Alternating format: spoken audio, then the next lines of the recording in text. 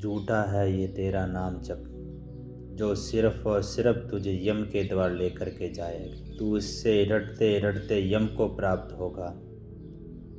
मिलना तो कुछ नहीं है तुझे, लेकिन तू जो है उसे भी खो देगा। तू सोच रहा है कि तू कुछ पा रहा है, लेकिन नहीं। जो तूने पिछले जन्मों में जो अपने प्रारब्ध के रूप में पाया है उसे भी खो देगा।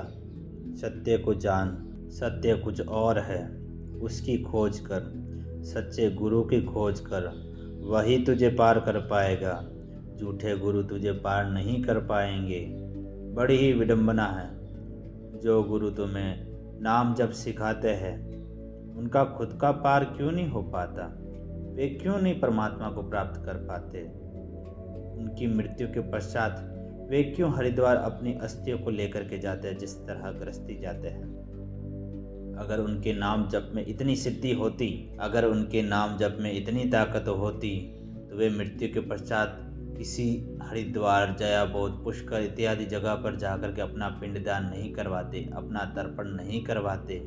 ये जितने भी नाम हैं, श्री ओम जी, सोम जी, ओंकार जी, अलख जी, निरंजन जी, निराकार जी, निरंकार जी, सोम जी, सत्य नाम, अलख, आदि जी, अनाद जी, अजर जी, अमर जी, अलेख जी, अनोख जी, अपर जी, इत्यादि इत्यादि इत्यादि, ये सारे यम के द्वार है। सत्य को जान, अपनी सांसों को जान, ये सुन। सांसें मेरी बड़ी कमीनी देती आई धोखे पर धोखा। सांसें मेरी बड़ी कमीनी देती आई धोखे पर धोखा। अरे पकड़ के चोटी हाथ में रखना, मत खोना रे मौका, मत खोना ये मौका। स्वामी विवेकानंद के गुरु रामकृष्ण परमहंस, जो अपनी देवी को सर काट करके मुक्ति को प्राप्त हुए, अपने आप में परमात्मा प्राप्त किया, वे नाम जप के इस बंधन को तोड़ना चाहते थे। संतोतापुरी के कहने पर रामकृष्ण परमहंस ने अपने इस नाम जप की समाधि को तलवार से काट कर परम ज्ञान को प्राप्त हो गए, नहीं तो वे इस भौतिक जगत में ही रहते।